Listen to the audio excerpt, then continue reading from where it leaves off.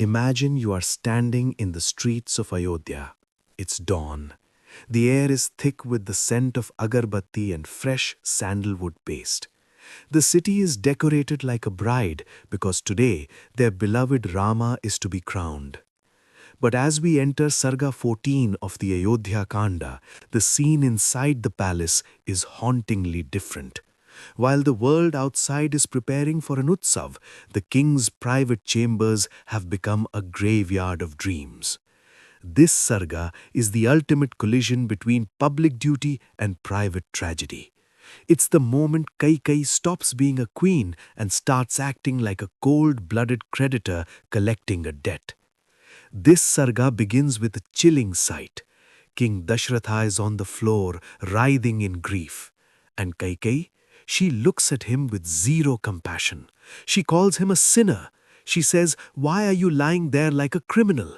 You made a promise. Stand by your truth." This is what I call a dharma hijack. Kaikai cites the great ancestors, King Shaibya, who gave his own flesh to a hawk, and King Alarka, who plucked out his own eyes for a Brahmin. Think about the psychological cruelty here. She is telling Dashratha, if they could physically mutilate themselves for a promise, why can't you emotionally mutilate yourself by exiling Rama? She uses the highest ideals of the Ikshvaku lineage as a cage.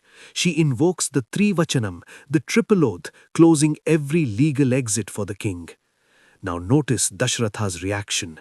He realizes he is trapped like King Bali in Vishnu's net. But then he does something shocking.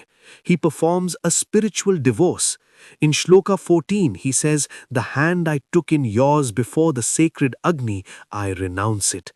In our culture, the Panigrahalam, taking the hand at the wedding fire, is an eternal bond.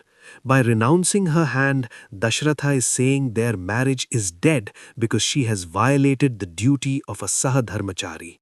He even renounces Bharata. He's trying to strip the fruit of Kaikai's crime of any legitimacy. He looks at the coronation water, the holy Ganga Jal, and says, "This water won't crown Rama, it will be used for my funeral rites." It's a moment of pure, raw heartbreak. As the sun rises, a sunrise Dashratha begged would never come, sage Vashishtha and the charioteer Sumantra arrive. Valmiki spends several verses listing the coronation materials, the golden jars, the white bull, the tiger skin throne. This is tragic dissonance. By showing us the specific sacred items that were seconds away from being used, we make us feel the weight of the loss. Sumantra, totally unaware of the tragedy, begins a stuti, a hymn of praise. He tells the king, "Rise like the sun, you are like Brahma himself." Can you imagine the irony? Sumantra is treating him like a god, but the king feels like a slave to a boon. The king cries out, "Sumantra, your words are cutting into my vitals, my marmas." Every word of praise is a reminder of the king's helplessness. This is where Kaikai shows her brilliance as a strategist. Dashratha is too broken to speak, so she takes over the narrative. She tells Sumantra a massive lie. "Oh, the king stayed awake all night out of excitement for Rama. He's just exhausted. Go, bring Rama here immediately." She gaslights the entire kingdom. She relabels the king's catatonic grief as joyous exhaustion. This prevents a public rebellion. She ensures Rama enters the trap alone, thinking he's going to see a happy father. When the king finally manages to say, "Bring Rama, I must see him," Sumantra leaves with a smile. Sumantra thinks he's fetching a king. Dashratha knows he's seeing his son for the last time. Sarga 14 is the sarga of the mask. Kaikai wears the mask of dharma to hide her cruelty. Ayodhya is masked with decorations to hide the tragedy inside.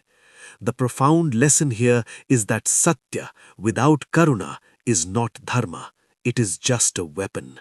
When we use rules to crush the human heart, we aren't being righteous, we are being manipulative.